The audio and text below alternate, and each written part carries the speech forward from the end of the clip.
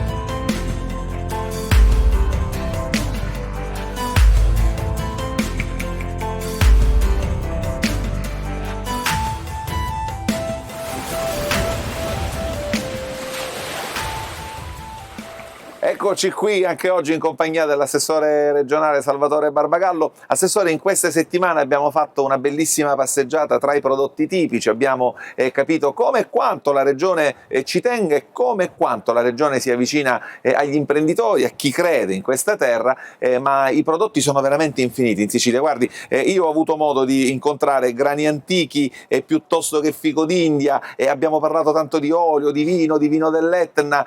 La Sicilia è veramente uno scrigno di prodotti che vanno prima di tutto, credo io, anche raccontati, no? Sì, l'amministrazione regionale assessorata all'agricoltura non abbandona nessun prodotto, sostiene tutti i comparti, ma anche comparti che sono minori rispetto alle produzioni, rispetto a quello che è il PIL che viene prodotto. Più piccoli, più contenuti, più diciamo. Piccoli, più contenuti, i grani per esempio, i grani antichi, la riscoperta dei grani antichi grazie anche alla ricerca, all'innovazione, ma anche il fico d'India, anche il miele per esempio. Ci sono diverse parti della Sicilia dove si produce un miele di qualità e noi sosteniamo anche l'apicoltura, soprattutto nei periodi in cui, come il 2024, c'è stato un momento di crisi dovuta anche alla siccità e quindi anche alla produzione di miele. Ma l'impegno dell'assessorato è per l'intero comparto agricolo, per tutti i comparti agricoli. Non vogliamo dare assistenza, ma vogliamo dare sviluppo attraverso il piano di sviluppo rurale e attraverso le risorse del bilancio regionale. Noi vogliamo fare sviluppare l'intera agricoltura siciliana, che rappresenta un comparto fondamentale per lo sviluppo dell'isola. Assessore, abbiamo fatto una passeggiata veramente molto bella, abbiamo incontrato in queste settimane famiglie siciliane che da generazioni hanno un amore infinito per le nostre pietre, per la nostra terra e per i nostri cultivar, per le nostre coltivazioni. Ci sono tanti giovani, secondo me in questo momento ci sono tanti giovani che possono essere protagonisti delle prossime storie che verranno scritte su questo libro meraviglioso che è il libro dell'agricoltura siciliana.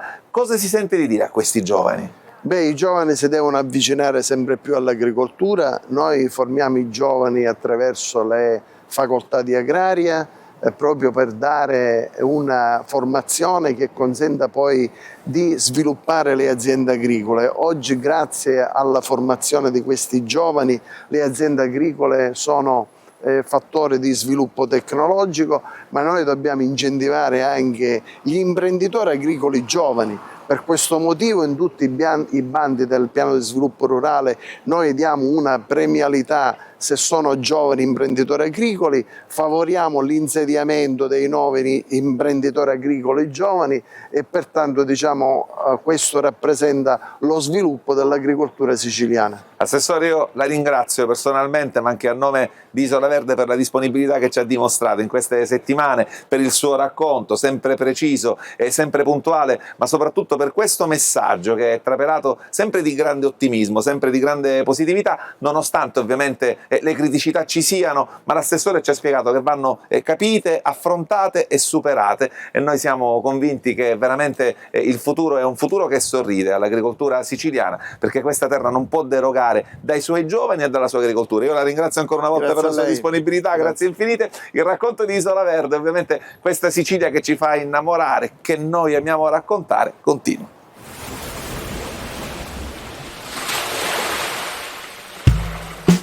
Sono nel comune di Comiso e insieme a me abbiamo Giuseppe Alfano che fa parte del comune, ma è il vice sindaco perché oggi il sindaco purtroppo non sta bene.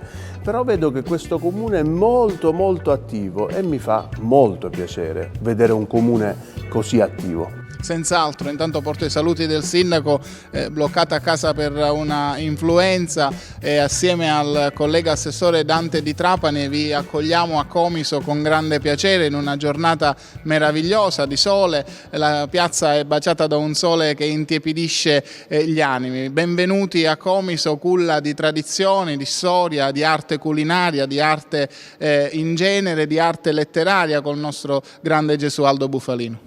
Io devo dire che sono curioso di iniziare questo giro perché ho visto già una tavola imbandita e quindi non vedo l'ora di scoprire tutti i prodotti tipici locali che voi avete. Complimenti per questo comune perché è veramente bello. Io vi ringrazio e inizio il mio giro. Grazie.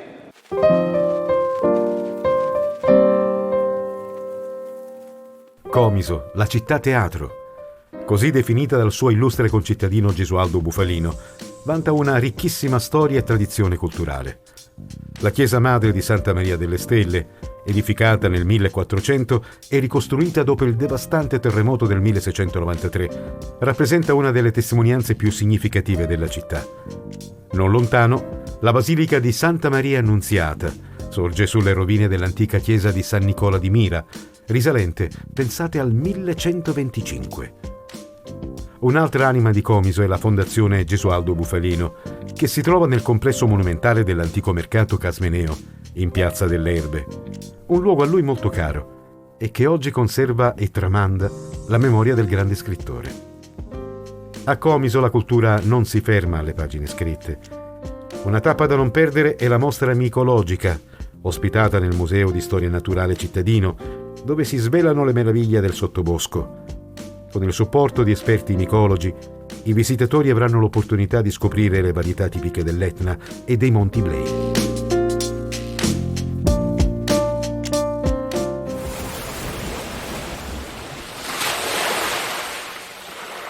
Nel cuore della zona industriale di Ragusa per raccontarvi un progetto molto virtuoso, un progetto siciliano che si chiama proprio Progetto Natura, una cooperativa che mette insieme più di 200 operatori del latte per una filiera assolutamente unica e virtuosa. Proprio qui c'è il magazzino di trasformazione, il magazzino di stagionatura di queste forme straordinarie di ragusano. Proprio qui dentro c'è la provola ragusana, il cosacavaddu, il ragusano DOP e vi racconteremo le diverse fasi ma soprattutto la storia di questo vero enorme gioiello siciliano. Venite con me.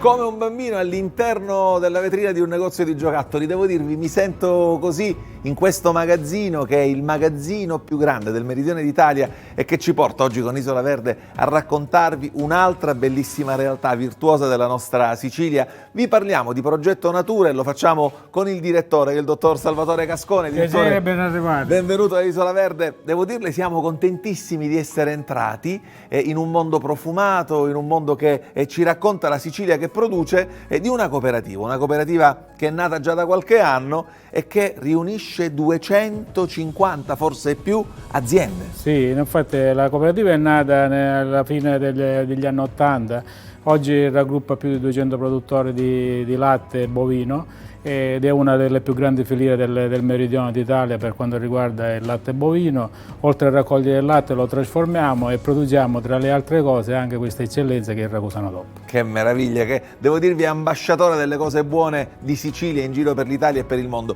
Cominciamo questa passeggiata perché innanzitutto mi piace sottolineare come questo progetto nasca dall'amore per la terra, dall'amore ovviamente per gli animali, e dall'amore per questo prodotto che poi è veramente una bandiera di noi siciliani, come dicevamo prima. Sì, è vero, che la passione, e poi il Ragusano DOP è uno dei prodotti che lega il territorio, lo arricchisce e lo rende sempre con la sua cultura e la sua tradizione, perché partendo dal latte che viene ottenuto dagli animali che vanno a pascola, quindi muretto a secco, i pascoli naturali, la trasformazione nelle attrezzature tradizionali e poi successivamente la stagionatura in questi ambienti che noi riproduciamo e che sono gli ambienti tipici di una grotta, quindi umidità, temperatura tipica per la stagionatura del ragusano, intorno a 85% di umidità e 15%, 14-15 gradi di temperatura, sono gli ambienti dove questo formaggio stagione e poi alla fine otteniamo questa eccellenza che arricchisce il nostro patrimonio. Che devo dirvi dà un risultato assolutamente memorabile. Ognuna di queste forme, mi diceva lei prima, varia tra i 12 e i 16 kg, sì, giusto? Per essere marchiata, ma la dimensione giusta è il peso è 12-16 kg, le dimensioni sono intorno a 50 cm di lunghezza, 18 cm la larghezza del quadro, insomma, queste sono le dimensioni da disciplinare che si devono rispettare. Quindi capiamo che comunque c'è un filtraggio, c'è un disciplinare particolarmente rigido e qui però non si producono soltanto queste forme, non si produce soltanto questo, si produce altro. No, il Ragusano DOP si produce soltanto nella stagione dei pascoli, quindi inizia la produzione nei primi di novembre e dicembre, a secondo quando ci sono le prime piogge, e finisce in primavera avanzata. Durante tutto l'anno poi si producono il formaggio tipico, il Cosecavado, che va a servire ai mercati un po' più generici, mentre il Ragusano DOP va sui mercati più particolari, nelle nicchie dove apprezzano di più questa qualità e questo prodotto di filiera. Perché il Cosacavallo, diciamolo, è invece un formaggio che non rispetta quei canoni dei quali parlavamo prima, non li può rispettare. Viene prodotto sempre con latte siciliano, con il nostro latte,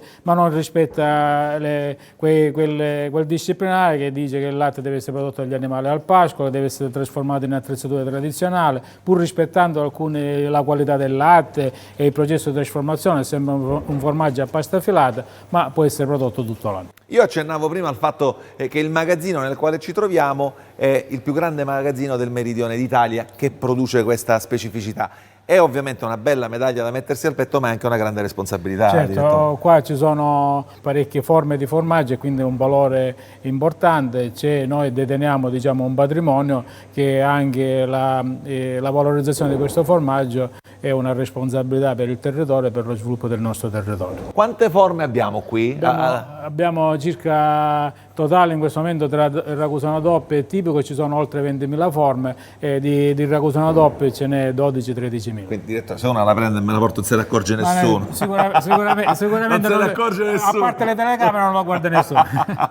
Invece oggi proprio all'interno di questo magazzino avviene un altro rito bello, importante da raccontare, che è proprio la marchiatura, e quindi adesso noi ci trasferiamo e andiamo a vederla. È l'ultimo atto del processo di certificazione, dopo che il prodotto è stato controllato, certificato durante la filiera, controllato, e alla fine avviene la marchiatura a fuoco, che è il sigillo finale della singola forma, che dopo questo processo il prodotto può essere messo sul mercato come Ragusano DOP. E quindi arriviamo al momento di farvi conoscere il responsabile del magazzino che è qui con noi, che sta in questo momento sovrintendendo un'operazione molto bella, molto importante. Lui è il dottor Antonio Di Falco. Dottore, grazie anche a lei per la sua disponibilità. Grazie a voi. Questa è diciamo un po' la consacrazione, no? È il momento nel quale una qualunque, tra virgolette, forma di ragusano diventa una forma di Ragusano DOP col marchio, con il timbro. Sì, sì.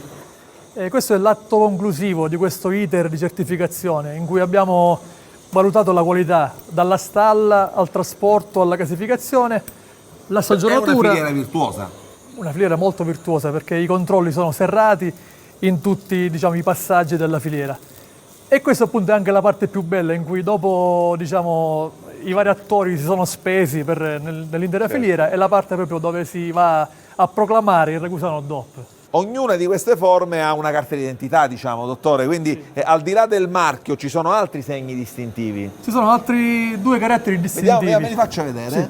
Allora abbiamo i due marchi fasciera che sono in due lati, in questo lato e in questo lato, con la scritta Ragusano in ogni sezione. Perfetto.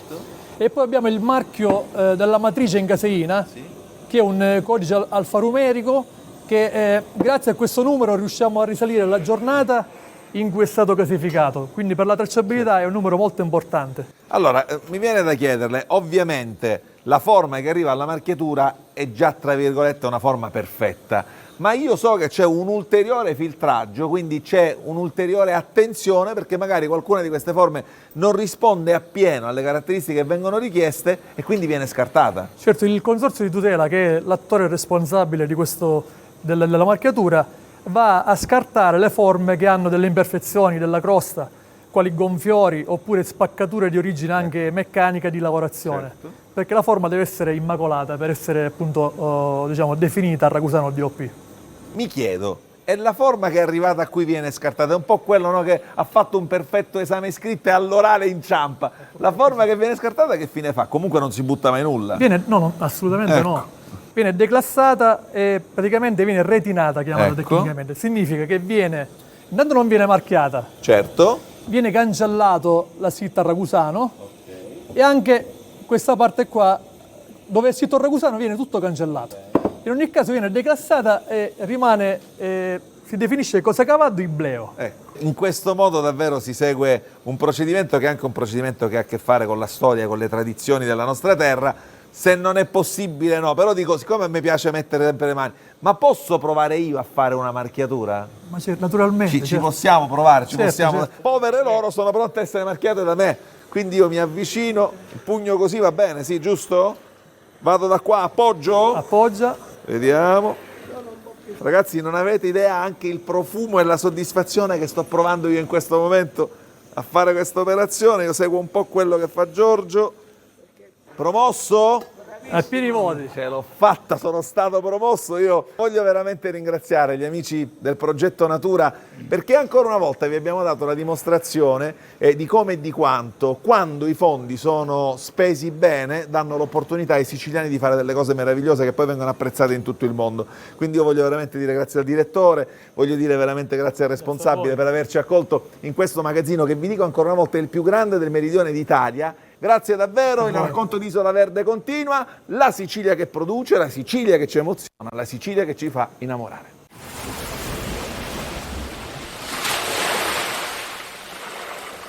Mi trovo con l'assessore Assenza al turismo e con il dottor Cassarino, lo storico. Quindi mi sembra che di turismo qua ce n'è tanto e si può fare ancora di più. Comiso si sta muovendo sotto diversi profili e sotto diversi piani. Il primo di tutti, ci teniamo a tenere a mettere in evidenza il nostro personaggio più illustre della nostra città, Gesualdo Bufalino. Su questo c'è un grosso lavoro e collaborazione tra amministrazione comunale e fondazione Bufalino per mettere su diversi eventi storici e culturali. Non di ultimo l'ingegnere di Babele che si svolge nel mese di settembre. Abbiamo inserito il percorso di Bufalino anche in collaborazione con i parchi letterari, quindi c'è tanta cultura che può portare cultura, può significare turismo veramente di un alto rango. Ci muoviamo sotto diversi profili, anche dal punto di vista sportivo. Ormai da diversi anni, da un paio di anni, organizziamo delle manifestazioni di carattere nazionale come la Comiso Race, che ha visto qui protagonisti atleti anche internazionali nel mese di maggio. Abbiamo fatto lo scorso anno e lo proporremo di nuovo un'altra manifestazione importantissima dal punto di vista vivaistico che mette in risalto quelle che sono le nostre caratteristiche, le nostre piante in Nesto, dove di nuovo nella quarta domenica di maggio verrà protagonista Comiso, che si arricchirà di fiori, di piante, verrà abbellita la città, la pinacoteca, tutto quello che ci circonda. Abbiamo anche un'importanza storica, le nostre chiese, che sono un patrimonio veramente immane dal punto di vista proprio artistico, che rappresentano. Ma visto che abbiamo il nostro storico e visto che il programma è bello ricco, quindi da casa sapete perfettamente che dovete venire a Comiso a visitare questa comunità meravigliosa, ma dal punto di vista storico mi sembra che qua abbiamo una fontana che proviene, insomma... Il sole stamattina bacia la nostra Diana, realizzata in pietra di Comiso da un famoso scultore, direttore dell'odierno liceo artistico, che oggi ha preso il nome dal nostro pittore famosissimo Salvatore Fiume. La pietra e l'acqua. La pietra e l'acqua sono le basi dalle quali parte la nostra città. La pietra di Comiso è conosciuta in tutto il mondo e dall'acqua è nata, attorno a questa fontana, a questa sorgente d'acqua è nata la nostra cittadina. Da lì in poi, dal Neolitico sino ad oggi, si sono succedute tantissime dominazioni e il frutto lo vediamo anche in quanto è stato imbandito qui. Cioè le varie dominazioni ci hanno lasciato, soprattutto per le occasioni festive, per le feste, tra queste la Pasqua soprattutto, con la sua dimensione agropastorale, nella quale la vicenda della natura di morte e risurrezione della natura in primavera si proietta in quella umana del Cristo che muore e risorge. Con gli spagnoli ha dato frutto e ha generato, importandone dalla Spagna, precisamente dalla zona catalana, dalla Catalogna, un po' tutto questo corollario di bontà che noi gustiamo per la Pasqua, dalle impanate ai pastieri, eccetera. Ma come non dire anche del pane? Ogni forma del pane che ormai noi andiamo a comprare in una bottega che una volta invece veniva prodotto dalle massaie il sabato perché la domenica non si poteva panificare, ha dietro di sé ogni forma di pane una grandissima storia. Troviamo la cucia, troviamo il galletto, troviamo i trippiridda, il pane a tre, e il pane a S, gli occhi di Santa Lucia e poi la pace, quel pane circolare che abbiamo là in fondo, che magari avrete poi modo di riprendere, che è un qualcosa di importantissimo a livello teologico. Quello che mi racconta è una meraviglia, io starei ad ascoltarla per ore, però vedo qua che c'è un giovanotto che sta intrecciando e sta facendo una cesta, come si faceva da tradizione. Che cosa celebra oggi questo giovanotto? Perché ho saputo, qualcuno mi ha spoilerato. Come si chiama lei? Raffaele Guerriere. Oggi fa il compleanno. Oggi 91 anni. E glielo facciamo un applauso. Grazie. Da quanto tempo fa? Aveva 12 anni, e tempo mio a 12 anni. C'era una più grande mia che si faceva la vigna che cruvette. Si faceva. C'era Romulo che cancierde, che arrivava a Palommiento, sei vignatori. E ogni anno rinnovavo micropenne. Io la ringrazio, le faccio tantissimi auguri di buon compleanno e grazie per essere stato qua. Grazie, e che ci fa vedere a noi, ma a casa e a tanti ragazzi quest'arte meravigliosa. Va bene, adesso me ne deve fare uno a me, va bene? Non lo diciamo a nessuno.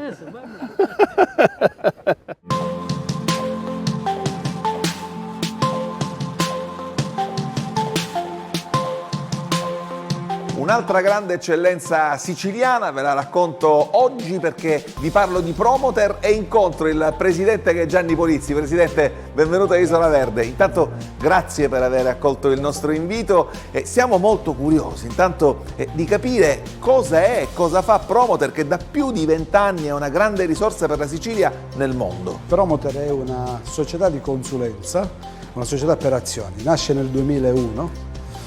Da una società ne nascono altre e quindi oggi siete all'interno della rete di imprese Promoter. Promoter è una delle società di servizi che si occupa di più servizi alle imprese, quindi noi abbracciamo tutto il campo dei servizi, da ciò che è cogente, quindi normativamente obbligatorio, a ciò che serve per lo sviluppo aziendale. Senti, in questa ottica sono molto importanti i PSR, ovvero i sostegni che arrivano dalla Regione e che incontrandovi si vedono concretamente. Sì, il Promoter ha propiziato la nascita di 2 distretti.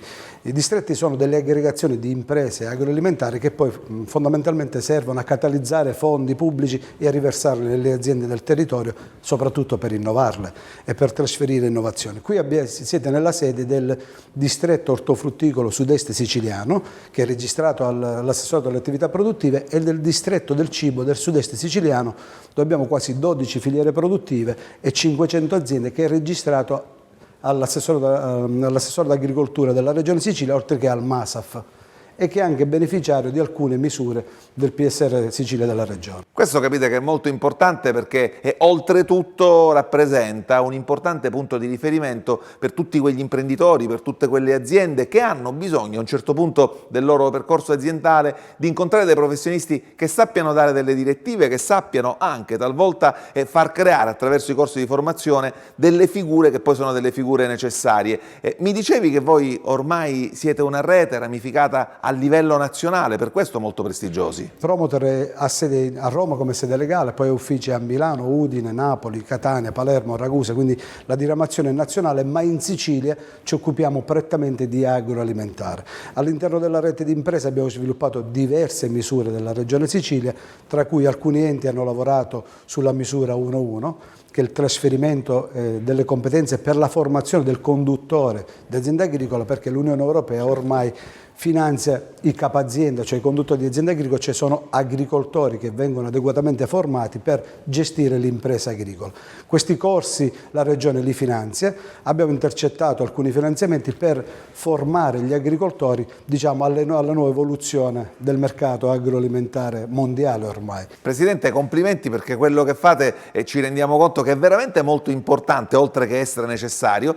Questa è una sede veramente bella, veramente accogliente, molto moderna, ma so che mi vuoi portare da un'altra parte. Sì, vi porterò a Promoter Agri. Promoter Agri è una startup innovativa che è beneficiaria, insieme ad altre imprese agricole, di un'altra misura della Regione, che è la 16.1, che è il trasferimento dell'innovazione in agricoltura, e Promoter Agri, diciamo che sarà il nuovo centro di eccellenza e di trasferimento per le aziende agricole, perché lì abbiamo creato la School dei Mestieri, stiamo creando la scuola dei mestieri per formare e inserire nel mondo dell'agricoltura la manodopera che manca a tutte le aziende.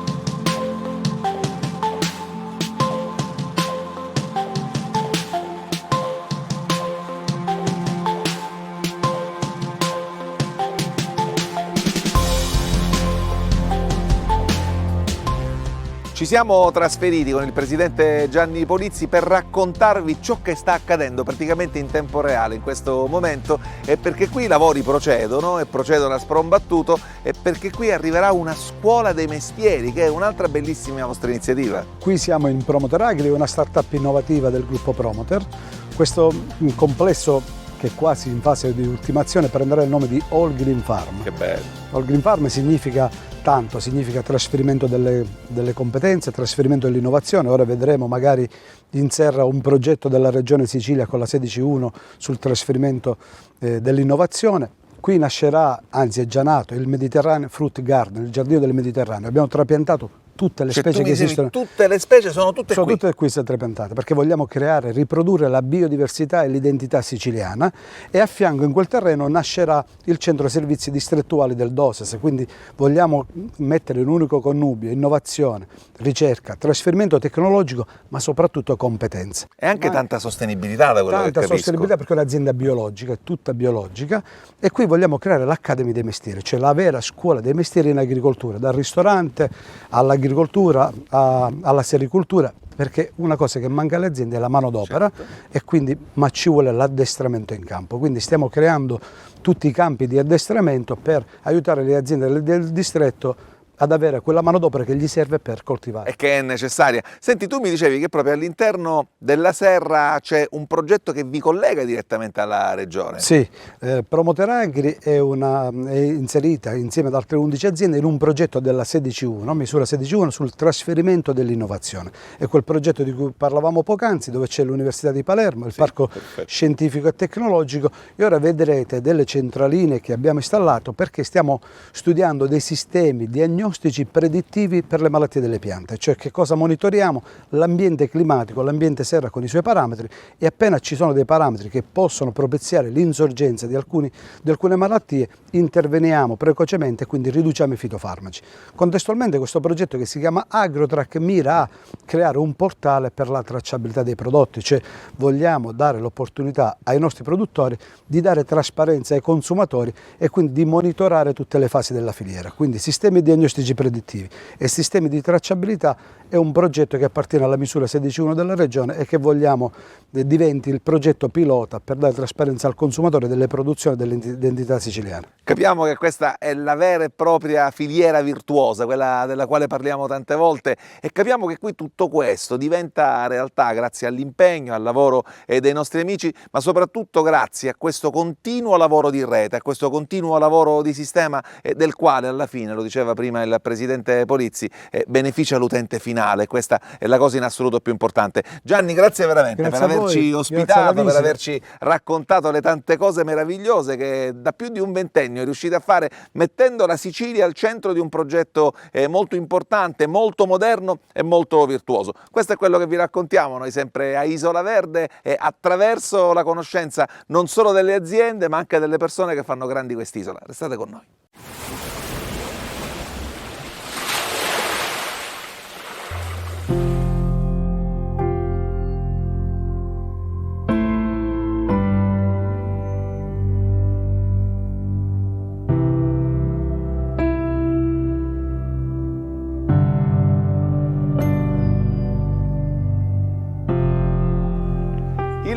Il meraviglioso racconto di Isola Verde oggi mi porta a raccontarvi un'altra riserva, la riserva Pino d'Aleppo. Alle mie spalle arrivo quasi magicamente dalla valle del fiume Ippari. La riserva si trova proprio tra il fiume Ippari e il fiume Acate e pensate insiste su 3 comuni diversi, sul comune di Vittoria, sul comune di Ragusa e sul comune di Comiso. È stata istituita nel 1990 con un obiettivo specifico, quello proprio di tutelare, di salvaguardare il Pino d'Aleppo, questa specie autoctona che pensate cresce qui proprio in maniera autonoma, e questa è l'unica stazione siciliana dove rigoglia. È un albero molto particolare del quale vi parlo tra un po'. Sicuramente ci troviamo in un altro dei luoghi magici di Sicilia, un altro dei luoghi dove la biodiversità, dove la fauna, la flora riescono a vivere in uno stato praticamente incontaminato. Un altro grande racconto di Isola Verde, oggi qui alla riserva Pino d'Aleppo.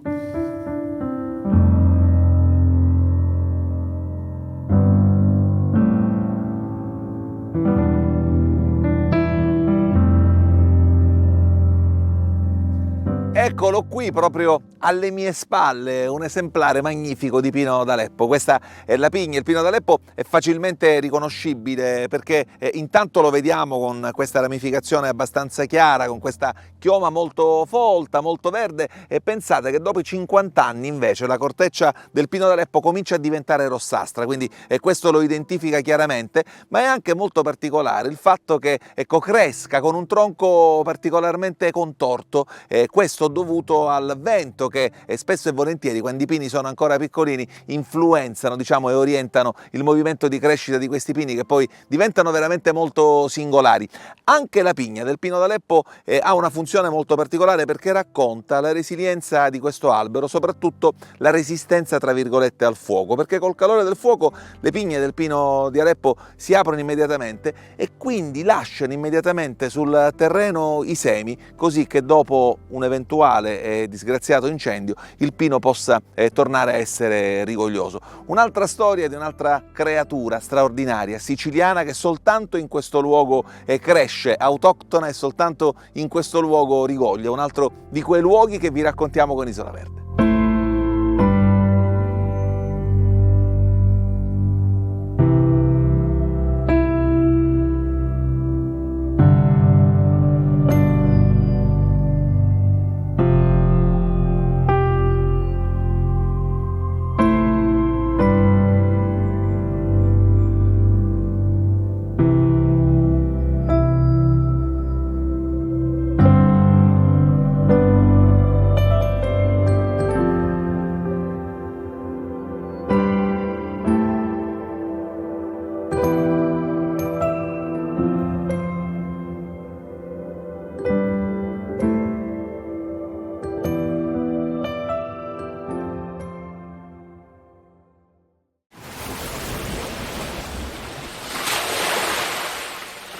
Sono con l'agronomo Iabighella e con il dottor Vitale.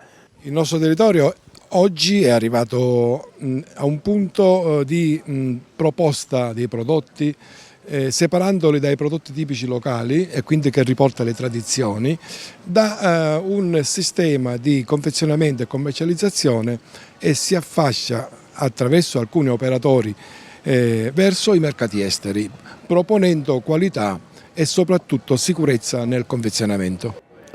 Interessante. A proposito di qualità, dottor Vitale, qui vedo che abbiamo la zucchina che è proprio tipica di questo luogo. È con immenso piacere che volevo comunicare alla cittadinanza che da qualche settimana il Comune ha deliberato questo ortaggio come un prodotto tipico del territorio ed è stato registrato nei prodotti DECO, per cui abbiamo valorizzato e abbiamo dato un'identità ad un prodotto che da circa 70 anni viene prodotto nel nostro territorio. Per gli amici che stanno a casa e che magari non sanno questa denominazione, che denominazione è DECO? Prodotti di denominazione comunale di origine, significa identificare un prodotto al territorio, dare ad un prodotto del territorio, del comune, una identità, una carta di identità, se ci possiamo esprimere in questi termini. Si è espresso perfettamente, però io dico, qui abbiamo cipolle, pomodori, arance, limoni, carrubbe, mandorle, abbiamo veramente una varietà incredibile. Questa fa parte di una produzione tutta territoriale. Esattamente, tutto quello che vedete esposto è produzione che viene effettuata nel territorio di Comiso e oggi abbiamo, grazie alla DECO, la possibilità di poter valorizzare questi prodotti oltre il confine territoriale e garantire ricchezza al territorio, perché si dà un valore aggiunto ai prodotti stessi, creando benessere sia alle aziende, creando benessere sia anche ai lavoratori, perché possono creare posti di lavoro, creando benessere, un'economia che si muove, creando esattamente benessere anche al territorio comunale, perché si arricchisce maggiormente quello che è il patrimonio culturale ed enogastronomico del territorio. Assolutamente, chiarissimo. Mi sembra che noi siamo arrivati a una bella comprensione di tutti questi prodotti e soprattutto del movimento che può generare. Io vi ringrazio. Grazie.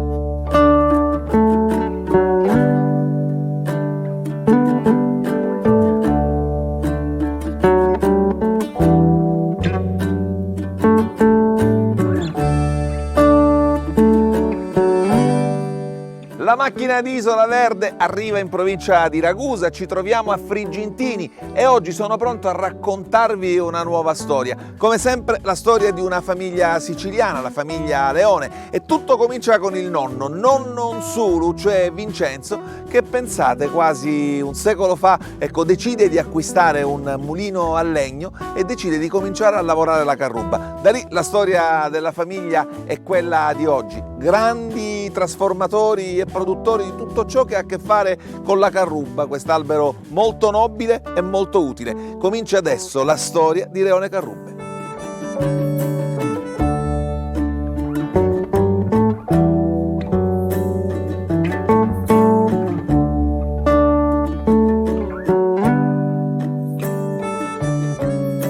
Eccomi qui, incontro e vi presento Vincenzo Leone. Ciao Vincenzo, grazie per averci aperto le porte della tua azienda. Siamo arrivati alla terza generazione, ho accennato prima che questa è una bella storia siciliana perché tutto comincia con tuo nonno Vincenzo Nsulu. E anche io come lui mi chiamo Vincenzo e lui ha iniziato, era un carrettiere, solo acquistava e vendeva la carrubba. Poi ha avuto un'intuizione ed ha acquistato un mulino in legno. Ecco, il mulino in legno che era praticamente in questa zona dove ci troviamo adesso, da quella parte. Sì, prende sotto un garage. È iniziato proprio in uno spazietto piccolo, lavorava tutto a mano. E poi dopo anni subentra papà Giovanni. Subentra papà, sì. Papà ha trasformato dal legno in metallo, in ferro, diciamo, il mulino e l'ha ottimizzato.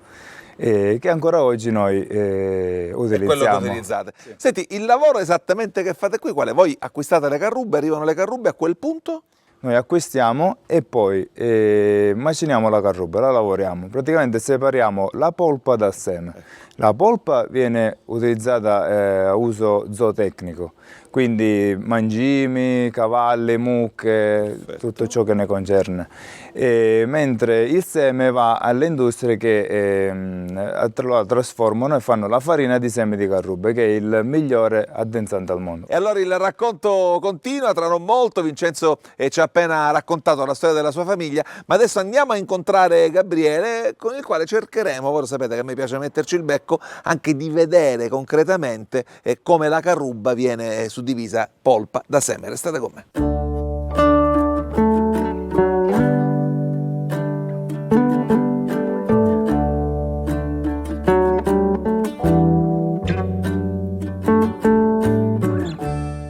Amici di Isola Verde, adesso vi presento Gabriele. Ciao Gabriele, grazie anche a te per averci aperto le porte della vostra azienda, e perché con Gabriele adesso parliamo della prima grande innovazione tecnologica che arriva qui. Erano gli anni 90 all'incirca, quando papà Giovanni decide di mettere un mulino moderno per quell'epoca, dal mulino a legno del quale avevamo parlato prima, e così arriva a questo mulino che ovviamente vi aiuta moltissimo nel lavoro, perché praticamente le carrubbe arrivano da lì. E che cosa succede qui, Gabriele? Le carrubbe arrivano da lì attraverso un elevatore a tazze, arrivano nel mulino, vengono attraverso un mulino fatto da martelli, taglia la carrubba, sì, e quindi in automatico già lì viene esportato il seme. Perfetto. Abbiamo il primo scarto, che è quindi quella grossa. Li setaccia in buona sostanza. Sì, li setaccia. Andiamo poi ad avere un altro prodotto che è la media con il seme, e l'ultimo scarto che è poi quella la più fine. Quindi diciamo il percorso da lì arrivano qui, continua a percorrere finché noi non arriviamo qui. Qui Sì. abbiamo il seme, giusto? Arriviamo Me lo qui. fai proprio vedere, vediamo.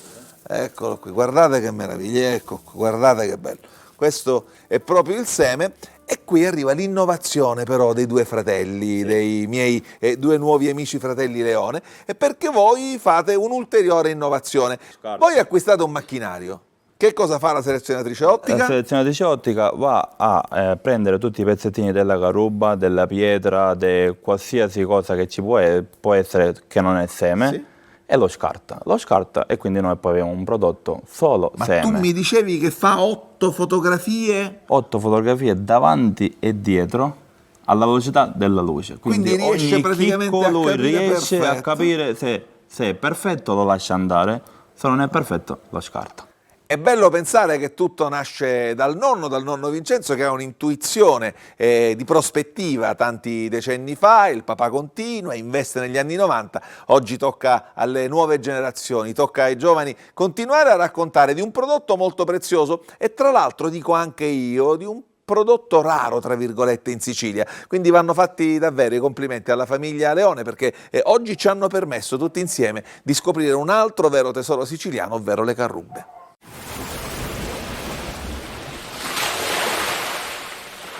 È impressionante la grandissima quantità di prodotti che c'è in questa tavola, e tutti vengono da questo territorio. Perché? Che cosa c'ha questo territorio? Ma Comiso è il fiume Ipari, Comiso sono le cave di Selce utilizzate dai nostri antenati, diciamo. Comiso sono le Terme Diana, che oltre al barocco si innescono in una operosità centennale dei nostri agricoltori, ai quali è stato permesso di produrre qualità eccellente, perché i fiumi, ritirandosi, hanno lasciato terre ubertose e ricche, per cui la grande facilità di coltivare, ma anche la qualità che in essi poi risponde sui frutti. Meraviglioso, meraviglioso, grazie mille. E io sono qua con Gianni Giardina. Oggi, con tutto questo ben di Dio, che cosa ci beviamo? Allora, intanto siamo in provincia di Ragusa e qua abbiamo il top della qualità dei vini siciliani. Abbiamo un vino che è l'unico in Sicilia che si può vantare della DOCG, e poi abbiamo due varietà particolari, due varietà autoctone, che sono il Nero d'Avola e il Frappato. Per quanto riguarda la DOCG siamo all'apice della classificazione della qualità dei vini a livello europeo. La qualità dei vini è come una piramide, dove alla base ci stanno i vini generici, poi ci sono i vini varietali, che sono per lo più varietà internazionali, poi ci sono gli IGP o IGT, e poi le DOP. All'interno delle DOP ci sono le DOC, e proprio all'apice della piramide la DOCG, e qua in provincia di Ragusa abbiamo appunto l'unica DOCG siciliana, il Cerasolo di Vittoria. Quindi avremo modo di assaggiare il Cerasolo di Vittoria, ma anche il frappato, che è un'altra varietà autoctona che assieme al Nero d'Avola danno origine a questo vino particolare, vanto dell'enologia siciliana. Grazie Gianni. Dottor Muccio, io vedo che qua abbiamo tantissimi prodotti, però per esempio con la pizza, che cosa, vediamo i ragazzi che adesso inizieranno a finirla, che cosa possiamo abbinare? Ma naturalmente io volevo dire che è regola abbinare le specialità del territorio con i vini del territorio, e quindi utilizzeremo i vini che ha citato il dottore Giardina poco fa. Perché, scusi se la interrompo, molte persone dicono beh, con la pizza io ci bevo la birra, però secondo me ci starebbe molto meglio un frappato. Un frappato. Ma tutto dipende anche dai componenti di cui si pregia la pizza, perché se la pizza è una pizza margherita, faccio un esempio, o in questo caso la pizza fatta con la crema di zucchina, potremmo andare anche su un bianco, ma nel momento in cui il ragazzo, il pizzaiolo, sta condendo la pizza con dei prodotti tipo il guanciale, il pecorino stagionato o la melanzana fritta, allora a quel punto possiamo benissimo abbinare un frappato. Il frappato di Vittoria, appunto, che grazie alla sua particolare acidità e anche ai profumi che sprigiona nel bicchiere, si adatta benissimo alla pizza. A proposito di frappato, volevo dare una chicca, perché il frappato è un vino rosso. Diciamo, normalmente con il pesce si abbina il bianco e il rosso con la carne, però il frappato, avendo un'acidità molto alta, si presta bene anche con pesci grassi, quindi con i pesci, diciamo, con lo sgombro, con la ringa, con il salmone. Infatti lui mi sa che sta mettendo delle alici, per esempio, che non sono grassi, però comunque sono acciughe, ma comunque non è grassa. L'acciuga già contiene l'omega 3, quindi grassi saturi, ci sta bene. Quindi ora c'è questa moda di usare, e poi è una questione di gusto anche, e abbinare anche un vino rosso al pesce, e sicuramente il frappato è fra le varietà siciliane che si presta di più. Allora, che ingredienti stiamo mettendo in questa pizza? Buongiorno a tutti, sono Daniele Mezzasalma, pizzaiolo, e ho frequentato l'istituto alberghiero, e anzi addirittura a tal proposito vi mando un saluto da parte del direttore Salibba e presidente dell'istituto Bufalino dell'aeroporto di Comiso Cermi, che sta poco bene, non è potuto essere qua. E lo salutiamo. Lo salutiamo, esatto. Queste sono delle pizze che il comune mi ha indicato per valorizzare degli ingredienti come la zucchina e il pecorino comisano, ovviamente anche l'impasto realizzato con grani antichi, con una maturazione di 48 ore e realizzato con un prefermento, ovvero una biga. C'è un impasto realizzato in 2 fasi. Allora, ecco le 3 pizze. Abbiamo questa qua che è base crema di zucchina, fior di latte, guanciale croccante, e poi all'uscita mettiamo scaglie di pecorino comisano e basilico. Mentre queste abbiamo una base di fior di latte e zucchine grigliate e chips di zucchine fritte, acciughe e basilico e olio. Questa che stavo facendo è crema di zucchine, fior di latte e ricotta, poi abbiamo salsiccia chiaramontana e timo, e che ovviamente il pecorino comisano. Allora, che cosa abbiniamo con questa bontà? Allora, io direi di passare al top dei vini siciliani, questo DOCG siciliano unico, che è il connubio, un matrimonio d'amore tra 2 vitigni autoctoni siciliani che sono il Nero d'Avola e il frappato. Il disciplina di produzione prevede una percentuale minima del 30% del frappato e massimo 50% del Nero d'Avola, e al contrario, per quanto riguarda il Nero d'Avola, massimo 70, minimo 50. Quindi abbiamo anima mediterranea, struttura data dal Nero d'Avola, e la finezza olfattiva data dal frappato, che è un vino molto elegante, molto piacevole dal punto di vista olfattivo. Io direi di chiudere con questo. Bene, dottore, ci dà lei l'onore di aprirlo, grazie.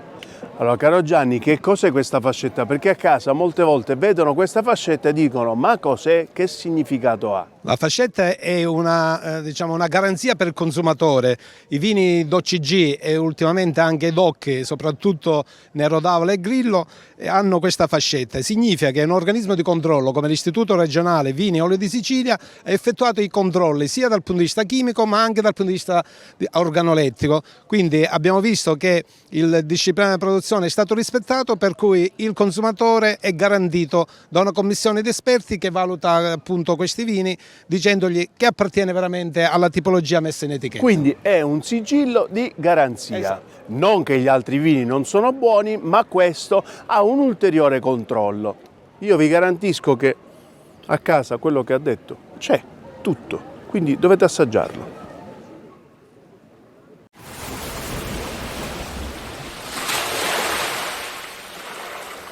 Amici di Isola Verde, voi lo sapete, a me nelle cose piace metterci le mani, piace metterci il becco, in questo caso mi piace metterci i piedi, il nostro meraviglioso mare, il Mar Mediterraneo, il canale di Sicilia, ma oggi siamo in un punto veramente straordinario, siamo esattamente alla foce del fiume Irminio e vi racconteremo la riserva macchia foresta del fiume Irminio. È un luogo straordinario perché non è tanto grande, è abbastanza piccolo, ma pensate che qui tantissime biodiversità convivono in maniera assolutamente straordinaria. Geograficamente ci troviamo nella zona siciliana del Ragusano, siamo tra la marina di Ragusa e Donna Lucata e proprio qui c'è questo vero e proprio gioiello della natura siciliana. Tra un po' andrò a incontrare per voi la direttrice, ma il racconto di Isola Verde, da questa oasi, da questa formidabile riserva naturale, è appena cominciato.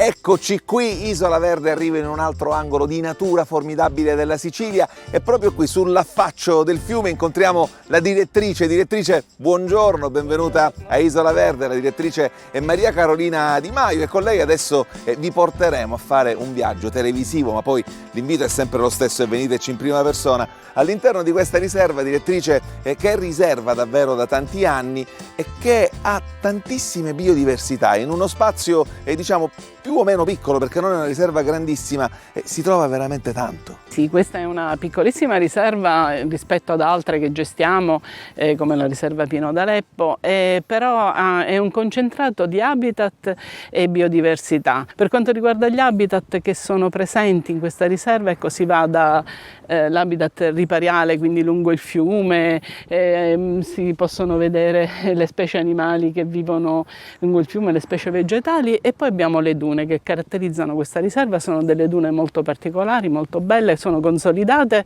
e è presente una vegetazione che le ricopre di notevole interesse scientifico. Qui degli arbusti, di solito sono degli arbusti come il lentisco, il ginepro, sono diventati veramente una foresta perché sono molto antichi, l'insabbiamento risale a 400 anni fa almeno, e da allora quindi queste piante si sono insediate, hanno avuto tempo e sono diventate quindi anche secolari. Abbiamo dei secolari anche, poi vedremo, lo porterò là. Qui c'è questo fiume così bello, oggi in questa giornata siciliana meravigliosa, veramente concilia con se stessi. La foce del fiume era un luogo storicamente molto importante, già è stata citata ad esempio da Plinio il Vecchio, perché era un luogo assolutamente strategico, un luogo anche di commercio, era praticamente l'ultima porta della Sicilia verso il Mar Mediterraneo, verso ad esempio Malta. Sì, infatti si hanno notizie storiche che proprio questo punto fosse il punto di passaggio dove finiva la colonia siracusana di Siracusa e quella di Camarina. Quindi il confine tra la era città un di confine, Siracusa sì, e la il fiume città di proprio Camarina. rappresentava questo confine. Qui la foce non era come adesso, attuale, ma era sicuramente un porto canale, quindi una zona di rifugio. Infatti abbiamo una contrada che si chiama Maulli, che sicuramente deriva dall'arabo Mahal, che significa appunto zona di scambio, zona di rifugio. Quindi punto strategicamente importante. Sì. Avete un bellissimo centro visita che è anche occasione per fare attività didattiche con i ragazzi, con i giovani. Ecco, il vostro personale è assolutamente disponibile. Noi abbiamo visto tanto, anche i centrovisite in questo caso svolgono un ruolo didattico didattico molto importante e divulgativo. Certo, è importantissimo perché è un modo per avvicinare le persone a quello che è la riserva. La riserva non è soltanto un luogo dove viene ingessata la situazione, la vegetazione, i luoghi, ma è un posto dove si fa ricerca, dove si fa didattica. Il viaggio continua perché anche oggi vi stiamo facendo scoprire un altro straordinario luogo siciliano grazie a Isola Verde.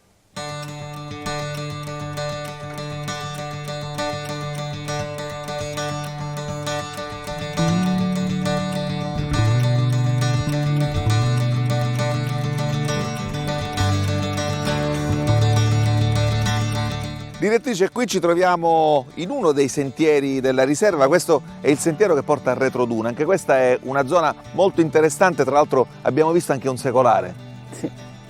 Sì, questo è un piccolo sentiero nella Retroduna pedonale, esclusivamente pedonale, permette di vedere da vicino le dune ricoperte dalla vegetazione, lentisco, ginepro, lì ci sono delle tamerici. E questa zona è stata interessata da un progetto comunitario Interreg Italia-Malta. Noi eravamo partner insieme alla Città Metropolitana di Catania, l'Università di Catania, l'Università e il Ministero dell'Ambiente di Malta. L'obiettivo era quello di fare in modo che le specie autoctone potessero tornare a essere rigogliose in questo pezzo di riserva. E togliere delle specie esotiche. Ecco, noi qui avevamo delle esotiche che magari sono naturalizzate, ormai sono presenti in Sicilia, che sono le agavi, che circondavano la vegetazione proprio al piede della duna. Questo non permetteva alla vegetazione autoctona di svilupparsi. A questo punto le abbiamo eliminate col progetto. Direttrice, una domanda che mi viene in mente: ci troviamo in un punto particolarmente bello, ma ci troviamo anche al centro di due località turistiche molto frequentate, soprattutto d'estate. E da una parte c'è Donna Lucata, dall'altra c'è la Marina di Ragusa. Come si riescono a conciliare questi due mondi che a mio avviso sono così diversi, la riserva naturale e la grande antropizzazione estiva dei luoghi turistici? Infatti è una questione molto complessa gestirla, tra l'altro perché qui vige il divieto di balneazione. Da un lato la presenza dei due centri turistici potrebbe richiamare visitatori nella riserva e questo è un bene, ma dall'altro noi dobbiamo gestire la presenza di un'eccessiva presenza, quindi limitiamo i bagnanti ovviamente, perché se vogliono fare il bagno non c'è bisogno che vengano nella riserva, ma vanno dei centri attrezzati turistici molto importanti. Per visitare la riserva invece noi li accogliamo e favoriamo queste visite. Direttrice, grazie infinite per la sua disponibilità, per averci aperto le porte naturali di questo luogo così bello. L'invito è sempre lo stesso: noi questi luoghi ve li raccontiamo, ma il vero grande piacere per voi deve essere quello di venire a viverli in prima persona. Il racconto di Isola Verde anche oggi continua.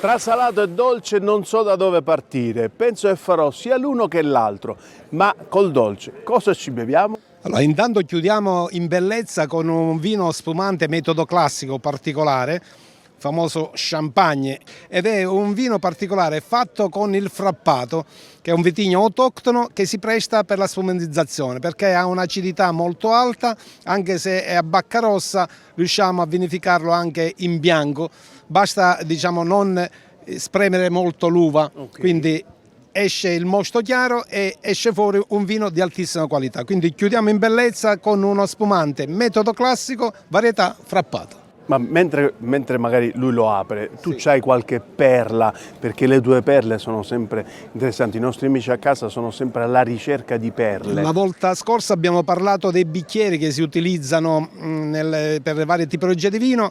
Io penso anche alla temperatura. La temperatura di servizio ha una importanza fondamentale quando vogliamo assaggiare con professionalità. E i vini bianchi vanno assaggiati a una temperatura di 12 gradi, i rossi attorno a 18. Abbastanza caldo. Giustamente abbastanza caldo, il botto si sta. E i rosati te lo faccio dire a te, i bianchi 12, no a te. I bianchi 12, i rossi 18. No, perché Quando? io il Secondo botto, te, il botto secondo già te. qua non ci sento, di qua mi è arrivato il botto. Secondo te, visto che i bianchi sono a 12 e i rossi a 18 e i rosati, a che temperatura vanno serviti? Beh, una via di mezzo tra i rossi e i bianchi. Facciamo allora 12 più 18, facciamo 30, diviso 2, 15. 15. No, quella è una regola matematica. I rosati... Infatti io in matematica non ero bravo. Lo sto notando. I rosati vanno assaggiati alla stessa temperatura dei bianchi, perché rispetto ai bianchi hanno soltanto un po' di antociani, che sono le sostanze coloranti, quindi i rosati a 12 gradi. E i vini spumanti invece a una temperatura più bassa, attorno a 6-8 gradi. Vedete come mi interroga? Io devo subire tutto ciò. Meglio berci su. Okay. Grazie Gianni. Beh, un applauso, noi abbiamo finito. Un applauso lo possiamo fare, noi lo facciamo a voi perché siete una comunità meravigliosa. Quindi grazie a tutti, al sindaco, alla squadra di governo, a tutti i produttori, tutte le persone che hanno collaborato a questa magnifica giornata. E per Comiso, evviva! Grazie, grazie a tutti.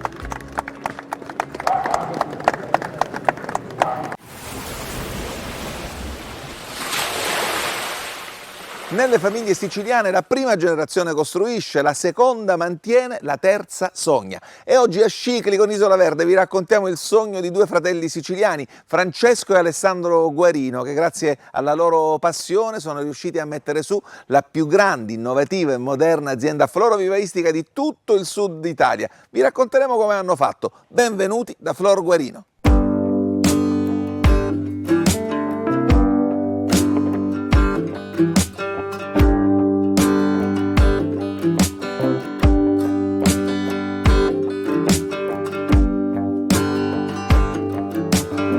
Questo sogno dei fratelli Guarino al quale ho fatto riferimento ce lo facciamo raccontare proprio da lui, da Francesco. Ciao Francesco. Ciao, grazie per averci aperto le porte della tua azienda. Noi stiamo molto bene, mi verrebbe da dire, visto il posto nel quale ci troviamo, e chi sono io? Babbo Natale? No, Babbo Natale in realtà è lui.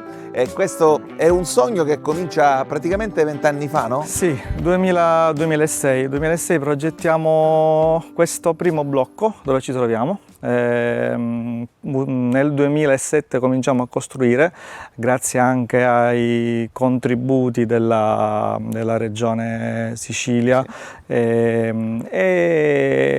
attingiamo sicuramente anche a tecnologie che in quel momento e probabilmente anche adesso non erano presenti diciamo, nel mercato siciliano. È una delle chiavi di volta del successo, delle chiavi di volta del successo della vostra azienda. Sì, perché abbiamo girato parecchio prima di fare questa azienda, siamo andati in Olanda, siamo andati in Nord Europa. Infatti l'azienda è un'azienda dove si coltivano sede di Natale come in tanti altri posti, però in realtà se poi diamo un'occhiata vediamo che non c'è terra, se non all'interno dei vasi, non c'è un tubo. Quindi è un miracolo, allora è un miracolo, quello che noi stiamo vedendo è un miracolo, non c'è terra, non c'è tubo. Come si fa a fare piante così belle? Si fa perché appunto ad esempio questo sistema di irrigazione, un sistema di irrigazione chiamato volgarmente floating system, diciamo in termini tecnici, volgarmente flusso e riflusso. L'acqua proviene da una centrale idrica, da questa centrale idrica arriva in questo settore nel quale ci troviamo, concimata con diciamo, quindi il giusto equilibrio di nutrienti, di acidi, di basi e quant'altro, e allaga questa zona, non in questo momento per nostra fortuna, questa zona nella quale ci troviamo. Quindi l'acqua starà qui ferma per 10-15 minuti, si prendo una magari, a caso le piante si alimentano praticamente dai fori. Sì. Quindi effettuata l'irrigazione di questo settore, diciamo, l'acqua torna in centrale idrica, viene filtrata e poi riutilizzata per irrigare tutti gli altri settori. Continua la mia meravigliosa passeggiata all'interno di questa serra e abbiamo parlato di quanto sia virtuoso, fammelo definire un po' il ciclo dell'acqua da voi, ma tutto è virtuoso perché ho visto un bel impianto fotovoltaico, dei pannelli che vi permettono di essere sostenibili al 100%. Sì, questo è vero. Abbiamo 2 grossi impianti in realtà, per un totale di circa 200 kW e riusciamo ad essere quasi del tutto sufficienti per quanto riguarda appunto il fabbisogno dell'azienda. Guarda, quando io incontro imprenditori che mi raccontano queste cose sono felice, la nostra trasmissione si chiama Isola Verde anche per questo. Senti, io vedo dappertutto, ovviamente in questo momento storico dell'anno, stelle di Natale. Queste stelle dove vanno? Allora, queste stelle vengono già adesso commercializzate nelle principali catene della gran distribuzione nazionale. Capite perché vi ho parlato della più grande azienda florovivaistica del sud Italia e capite anche perché, ecco, sono particolarmente contento di raccontare di giovani imprenditori che hanno grande rispetto per la nostra terra e che hanno grande rispetto anche per le dinamiche spesso complicate che viviamo dal punto di vista dell'impatto climatico. Io ci tengo a ringraziarti per il viaggio meraviglioso che ci hai fatto fare, per i racconti che ci hai fatto. Prima di salutarti però ti chiedo, ho capito che è molto importante il ruolo che hanno avuto i fondi regionali per rendere tutto questo così bello così com'è, ma ti chiedo quali sono le sfide da impresa, da imprenditore che tu affronti oggi. Allora, senza i fondi regionali non avremmo fatto tutto questo. Sicuramente ci abbiamo messo anche del nostro perché appunto i finanziamenti solitamente prevedono una quota parte a fondo perduto che va dal 50 al 60 massimo al 70%. Noi abbiamo usufruito di 2 grossi finanziamenti, uno nel 2007 e l'altro nel 2020 e devo dire che la regione da questo punto di vista è veramente tanto collaborativa. Io non posso lamentarmi perché se c'è un problema si tende sempre a risolverlo, hanno voglia loro di spendere. Quando si dice appunto che la regione ha questi fondi a disposizione, in realtà il loro obiettivo è quello di spenderli bene, sempre spenderli bene, ecco, cercando appunto di metterli a disposizione delle aziende magari che hanno voglia di fare impresa. Tipo la mia.